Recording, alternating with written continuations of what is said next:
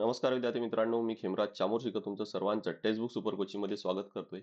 धुरंधर picture release झाला रणवीर सिंगचा आणि खूप जास्त आता चर्चेत आहे. चर्चेत यासाठी की एकतर ज्या पद्धतीने या मूवीचा जो स्क्रिप्ट आहे, ज्यावर हा बेस्ड आहे, तो एक कारण आहे. करेक्ट? म्हणजे स्पाय किंवा ज्याला आपण एस्पिओनाज म्हणतो त्यावर आधारित आहे. पण आता अजून जास्त हा चर्चेत आलाय कारण एकतर हा 6 देशांमध्ये, 6 देश कोणते? जे मुस्लिम बहुल देश आहेत आणि जे आखाती देश ज्याला आपण म्हणतो मिडल ईस्ट मधले जे देश म्हणतो त्या देशांमध्ये हा ज्यावर बॅन आहे. आणि म्हणून काय तर हा अजून जास्त चर्चेत आहे. बघा न्यूज कधीची आहे? 11 डिसेंबरची आहे आणि रिसेंटली या आधीच एका आठवड्यातच या तारखेच्या एका आठवड्या आधी हा मूवी आहे तो रिलीज झालेला आहे. तर आज पूर्ण मुद्दा समजून घेऊ. नेमका हे जे आखाती देश आहेत हे कधी हे जरी म्हणतील की आम्ही भारताच्या दिशेने आहोत किंवा भारतासोबत आहोत, कधी ज्यावेळेस टेररिस्ट अटॅक होतं त्यावेळेस नेमकी यांचे काय रिॲक्शन्स असतात, पण ज्यावेळेस असा मूवी रिलीज होतो तर त्यावेळेस ते बॅन करतात. सोबत पाकिस्तानची पण एक पॉझिटिव्ह रिॲक्शन यावर आलेली आहे. म्हणजे पाकिस्तानची म्हणजे पाकिस्तान सरकारची नाही तर तिथल्या लोकांची. तर तो कंप्लीट मुद्दा आज आपण समजून घेऊ की आखाती देशांची जी हिपोक्रेसी आहे ते काय आहे आणि नेमकं पाकिस्तानच्या लोकांना का आवडत आहे, तुम्हाला कंप्लीट आहे ते क्लिअर होईल. मूवी पाहिलं नसेल तर मूवी पाहिल्यानंतर अजून हे जे मुद्दे आहेत ना तुमचे चांगले क्लिअर होतीलच. चला तर पुढे वळूया आपण. हां. पण आधी हे समजून घेऊ आपण, की बघा की बॉक्स ऑफिसवर ऑलरेडी या पिक्चरने एक चांगली कमाई केलेली आहे. पहिल्याच आठवड्यामध्ये 200 करोडचा फक्त भारतामध्ये जो रेव्हेन्यू आहे तो जनरेट केलेला आहे. सोबत ओव्हरसीज म्हणजेच काय तर भारताच्या बाहेर सुद्धा त्यांनी चांगली कमाई केलेली आहे. हा जरी गल्फ देशांमध्ये बॅन जरी झाला असेल, तरी पण या पिक्चरने एक चांगला मोमेंटम गेन केलेला आहे. आणि नक्की काय तर इथून आहे तो अजून चांगला कमाई करेल याची तर खात्री आहे. तर समजून घेऊ की याचा पण नेमका काय परिणाम होतो. इथं मी माझा नंबर दिलेला आहे. तुम्हाला कोणतीही क्वेरीज आहेत यूपीएससी किंवा एमपीएससी रिलेटेड, सिलेबस रिलेटेड असू द्या किंवा बॅच रिलेटेड असू द्या. माझा विषय आहे सायन्स. सायन्स रिलेटेड जरी असेल आणि सायन्सचा व्हॉट्सअप ग्रुप जॉईन करायचा आहे, तरी पण मला याच नंबरला कॉन्टॅक्ट करा. इथं टेलिग्राम चॅनल दिलेलं आहे. त्यावर माझ्या सर्व सेशनचे अपडेट्स आहेत, पीडीएफ आहे, ते सर्व तुम्हाला तिथं मिळेल. आणि इंस्टाग्राम चॅनल आहे, ज्यावर माझ्या मी काही जे व्हिडिओज वगैरे शॉर्ट्स आहेत ते मी इथे शेअर करत असतो. ज्यातून तुम्हाला करंट रिलेटेड सर्व जे मुद्दे आहेत ते अजून चांगले क्लिअर होतील. आणि इथं प्लेलिस्ट दिलेली आहे YouTubeची, ज्यावर माझे या प्रकारचे जे सेशन्स आहेत करंट ओरिएंटेड हे तुमचे इथं तुम्हाला तिथून सर्व ऍक्सेस करता येईल. बघा काय आहे, सर्वात आधी धुरंधरची आपण मूवी काय आहे ते समजून घेऊ की हा काय तर स्पाय किंवा जिओ पॉलिटिकल थ्रिलर एक मूवी आहे. कोणी तयार केलेला आहे तर आदित्य धर. हे जे उरी यांनी जो तयार केला होता ना, तेच हे आहेत आदित्य धर. उरीच्या नंतर त्यांचा हा पहिलाच मूवी आहे. कशावर बेस्ड आहे तर यामध्ये रिअल वर्ल्ड जिओ पॉलिटिक्स दाखवलेलं आहे. कोवर्ट रॉ मिशन आहे ते दाखवलेलं आहे. ज्याला आपण स्पाय किंवा ज्याला आपण खुफिया एजंट वगैरे म्हणतो एस्पिओनाज, त्यावर आधारित आहे. आणि विशेष म्हणजे हा लक्षात ठेवा की इथं जो ऑपरेशन दाखवलाय तो कशाचा आहे तर लॅरी जो आहे तो जो आहे तो कराचीचा जवळ एक एरिया आहे. कुठं आहे? कराची जवळ. आणि हा असा एरिया आहे की ज्यामध्ये एका काळामध्ये खूप जास्त गँग वॉर होता. आणि हा गँग वॉर कसा संपवण्यात आला किंवा तो कसा कमी करण्यात आला याचीच ऍक्च्युली ही स्टोरी आहे. पण ते कमी करण्यामध्ये भारताचा जो एक स्पाय आहे तो तिथं जातो. कारण होतं काय बघा, मी तुम्हाला एक थोडासा इथं आता स्पॉइलर म्हणता येईल आपल्याला. पण थोडीफार आयडिया आपल्याला पूर्ण मुद्दा समजून घेण्यासाठी हा इम्पॉर्टंट आहे. जर तुम्हाला मूव्ही पाहायचं जर प्लॅन असेल तर थोडासा हा जो भाग आहे हा पुढे फॉरवर्ड करा आणि उरलेला भाग आहे तो बघा. पण थोडंफार मला वाटतं की मुद्दा समजण्यासाठी आपल्याला हा भाग समजून सांगणं गरजेचं आहे. काय की लेआरी जो आहे तो कराचीचा जवळ आहे. आणि तिथं काहीतरी एका काळामध्ये गँग वॉर होतं. म्हणजे 2 टीम होते किंवा तिथं जे दाखवलंय की रहमान डकेत आणि बाबू डकेत हे दोघांमध्ये काय तर गँग वॉर आहे ते चालायचं. आता झालं काय की भारताचा आणि हे होते बलोच. आणि हे जे आर्म्स आहेत, बंदूक आहेत हे तयार करायचे आणि ते ISI ला ते प्रोव्हाइड करायचे. तर भारताचा जो स्पाय होता, एजंट होता तो त्यामध्ये गेला आणि या गँग वॉर संपवण्यामध्ये त्यांची एक मुख्य भूमिका आहे अशी दाखवलेली आहे. आणि मग होतं काय की जो मार्केट होता किंवा ही जी चेन होती, जे आर्म सप्लाय वगैरे होता तो काय तर सडन कमी झाला किंवा डुप्लिकेट मनी आहे, फेक मनी आहे, है ना, फेक करन्सी आहे. हा सर्व बिझनेस त्यांचा असायचा तर तो सडन काय तर कमी झाला.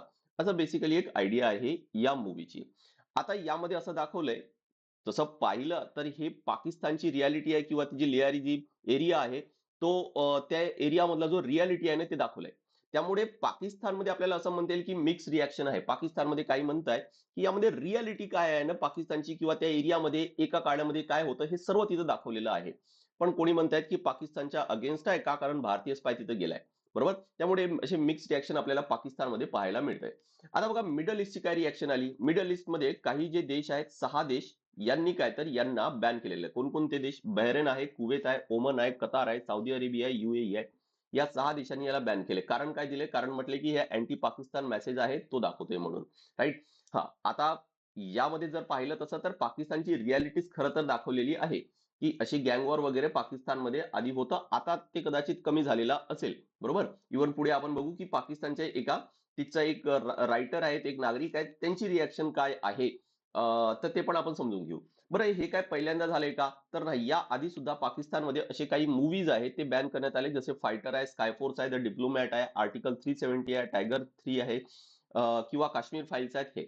आता इथून आपल्याला हे समजून घ्यावं लागणार आहे की ज्यावेळेस बघा की सर्व आहे काय की या मूव्हीमध्ये सुद्धा की कसा 26/11चा अटॅक झाला होता, त्यावेळेस त्या सर्व गँगचा कसा रोल होता, ते कसे इनडायरेक्टली सपोर्ट करत होते, आर्म्स आहे किंवा फेक करन्सी आहे हे कसे सपोर्ट करत होते, कसे देत होते, हे सर्व त्यामध्ये दाखवलेलं आहे.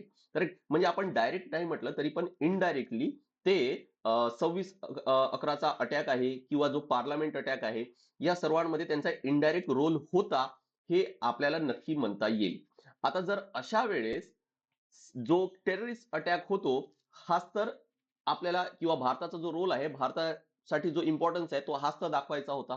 राईट. आता हे जे मिडल ईस्टचे जे कंट्रीज आहेत ते ते त्यांची हिपोक्रसी बघा, त्यांचा ढोंगीपणा बघा काय आहे, की हे टेररिस्ट अटॅक आहेत ना, तुम्ही कधी ज्यावेळेस टेररिस्ट अटॅक होतो त्यावेळेस नीट चेक करा, की हे जे मिडल ईस्टचे कंट्रीज आहेत ना, हे लगेच त्याला अपोज करत नाही किंवा क्रिटिसाइज करत नाही. थोडं उशिरा त्यांचा क्रिटिसिझम आपल्याला पाहायला मिळतो. बरोबर. का? कारण यांचा काही जरी म्हटलं तरी पण यांचा थोडासा जो झुकाव आहे तो पाकिस्तानच्या दिशेला आहे असं आपल्याला म्हणताच येईल. आणि म्हणून जरी त्यांनी ते ज्यावेळेस ज्यावेळेस टेररिस्ट अटॅक होतो भारतावर त्यावेळेस जरी ते क्रिटिसाइज जरी करत असतील तरी पण विचार करा की हे जे टेररिस्ट रिलेटेड जे मूव्हीज आहेत ते तिथं बॅन केल्या जात आहेत. बघा नाही, हे जे मूव्हीज आहेत हे ऑलमोस्ट मोस्ट ऑफ द असे पाकिस्तान किंवा टेररिझमशी रिलेटेडच आहेत. मग हे का बॅन केल्या जात आहे तिथं? याला आपण ढोंगीपणानंच म्हणणार आहोत की नाही. बरोबर. भारत काय तर काही जरी म्हटलं तरी पण भारताचा जो बॉलिवूड आहे ते एक सॉफ्ट वॉर सारखं काम करतं आणि आपण जी भारताची संस्कृती आहे किंवा पाकिस्तान नेमका कसा आहे तो आपण जगासमोर आणू शकतो या मूव्हीजच्या माध्यमातून. पण करत काय आहे की मिडल ईस्टचे हे जे काही कंट्रीज आहेत हे याला बॅन करत आहेत. म्हणजे एका बाजूला टेररिस्टला जे क्रिटिसाइज करायचं आहे, अटॅक जो आहे त्याला क्रिटिसाइज करायचा आणि दुसऱ्या बाजूला काहीतरी हे बॅन आहेत मूव्हीजला ते बॅन करायचे. बरोबर. इव्हन बघा की इस्रायलवर जो हमास अटॅक झालेला होता त्याला अजून त्यांनी मिडल ईस्टचे जे कंट्रीज आहेत त्यांनी क्रिटिसाइज सुद्धा केलेलं नाही. करेक्ट. तर इथून काय तर आपल्याला मिडल ईस्टची हिपोक्रेसी पाहायला मिळते. पण जसं मी तुम्हाला म्हटलं की पाकिस्तान काय आहे. पाकिस्तानमध्ये एक रायटर आहे, एक तिचे नागरिक आहेत, ते म्हणतात का खूप चांगला हा मूव्ही तयार केलेला आहे. ते म्हणतायत की मी ही जी लियारी गँग आहे यांच्यामध्ये जो वॉर होता, गँग वॉर होता, तो पाहता पाहता मी मोठं झालोय. जे चौधरी असलम आहे तिथं जे SP दाखवलेले आहेत ज्यांचा रोल ऍक्च्युली जे संजय दत्त आहेत त्यांनी केलेला आहे. त्यांच्या घरासमोरच सॉरी माझ्या शाळेसमोरच काय तर त्यांचा घर होता आणि मी हे कम्प्लीट काय तर स्टोरी आहे हे मी जवळून पाहिलेलं आहे. करेक्ट. बरं, त्यातल्या त्यात बघा की बलोच जे आहेत, काय म्हटलं मी की हे जी गँग आहे हे ऍक्च्युली काय तर बलोच दाखवलेलं आहे. आता या मूव्ही मध्ये जे बलुचिस्तान आहे यांचा एक थोडासा आपण म्हणता येईल की वेगळं रिॲक्शन आले. कारण बलोचिस्तान आहे ते म्हणतात की आम्ही कधीही इंडियाच्या अगेन्स्ट नाही आहोत, आम्हाला तर पाकिस्तान पासून वेगळं व्हायचंय. पण बलोचिस्तानची किंवा बलोच जे लोक आहेत त्यांची एक निगेटिव्ह इमेज इथे दाखवलेली आहे. असं दाखवलं आहे की बलोचने 26/11चा अटॅक मध्ये काहीतरी यांना सपोर्ट केलंय. जसं मी आता थोड्या आधी तुम्हाला म्हटलं की बलोच मध्ये ऍक्च्युली जे बलोच लोक होते ते ऍक्च्युली 26/11च्या अटॅक मध्ये इनडायरेक्टली सपोर्ट करत होते, जसं आर्म्स आहेत किंवा फेक करन्सी आहे याच्या माध्यमातून. तर ते म्हणतायत की इथं जो आहे इथं जो आहे की निगेटिव्ह इमेज आहे बलोचची आहे ती दाखवली आहे. त्यामुळे आपल्याला पाकिस्तानमध्ये म्हणता येईल की एक मिक्स रिॲक्शन आहे. पण आपल्याला ही रिॲक्शन समजून घेणं गरजेचं आहे की एक रियालिटी पाकिस्तान मधली जी रियालिटी आहे. हा, आता जी तिची जी तो जो कराचीचा बाजूचा जो एरिया आहे तिथे जे गँग वॉर होते ते आता बरेच काय तर कमी झालेले आहेत असं आपल्याला म्हणता येईल. पण तिचे काही लोक असे म्हणतायत की ही काय तर रियालिटी दाखवली आणि खूप चांगला आहे तो तयार केलेला आहे. चला, आता काही जरी असलं तरी पण एक समजून घ्या की या मूव्हीने एक चांगला मोमेंटम गेलेला आहे, चांगली कमाई केलेली आहे. मग ते भारतात असू द्या किंवा जरी आपण या देशांमध्ये जरी बॅन असेल तरी पण चांगली एक कमाई केलेली आहे. पण मला असं वाटते की जर मूव्ही जर चांगला असेल तर बॅन करून चालणार नाही. कारण जसं व्हीपीएन आहे किंवा काही जिथं डुप्लिकेट काही मूव्हीज वगैरे डाउनलोड करता येतात. अशा ठिकाणून काय ते डाउनलोड करून सहज काहीतरी ऍक्सेस करता येईल. ऑब्व्हियस आहे की ती कमाई तर होणार नाही. पण जे भारताला दाखवायचं आहे, जो सॉफ्ट पॉवर आहे भारताचा, तो आपल्याला जगापर्यंत पोहोचवायचा आहे, ते तर आपण नक्की इथून पोहोचवू शकतो.